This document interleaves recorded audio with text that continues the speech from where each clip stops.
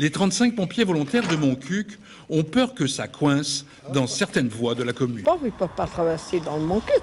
Bon, dans la rue la principale, ça va. Il est peut-être un peu trop gros, alors mais ça... C'est pas un problème nouveau et c'est en tout cas dans les médias, on espère qu'il n'y aura pas le feu à Montcuq.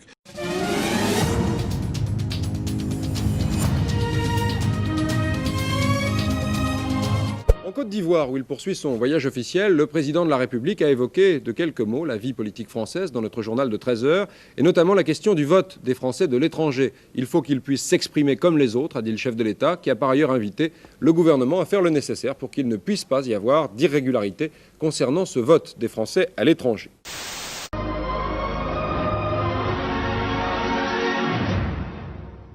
Voilà, ce nouveau générique que vous découvrirez ce soir, on vous l'a montré en exclusivité avec Bruno Mazur pour annoncer son journal. Et dans le nouveau générique, un nouveau logo. Il est bleu-blanc-rouge. Ce sera notre nouveau sigle à partir de ce soir. Les 35 pompiers volontaires de Montcuq ont peur que ça coince dans certaines voies de la commune. Ils ne peuvent pas traverser dans le Montcuq. Bon, dans la rue la principale, ça va. Il est peut-être un peu trop gros, alors mais ça... C'est pas un problème nouveau et c'est en tout cas dans les médias, on espère qu'il n'y aura pas le feu à Montcuq. Claire Chazal, à qui je voudrais dire mon amitié et mon émotion. Nous avons partagé ensemble presque un quart de siècle de l'histoire du monde, de l'histoire de la télé et donc de TF1. Ça a été un grand bonheur de travailler si longtemps avec toi, ma chère Claire, et je t'embrasse très fort.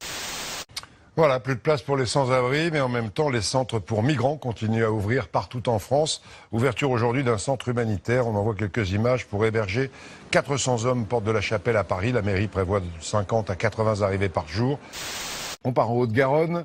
Au menu, tenez-vous bien, haricots tarbais et saucisses de Toulouse. Ça tient chaud avec le froid qui va finir par arriver. Montgazin, Péri de Mislange, Paul-Étienne Zahn. Moustache aime marier les saveurs et les consistances.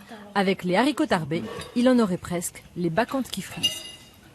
Ouais, et nous aussi, si on en avait. On va retourner dans le nord, à Stenvoorde, sous la neige, retrouver Marion Fiat, qui est toujours en direct avec nous. Pas encore enseveli, mais ça vient. Ça s'arrange pas du tout, Marion.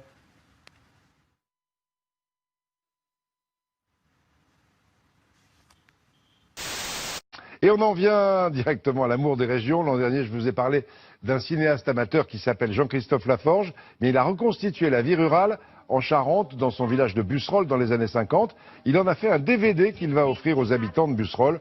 On peut aussi se le procurer au bar de la commune. Le DVD vient de sortir. Il s'appelle Mémoire de village à Busserolles.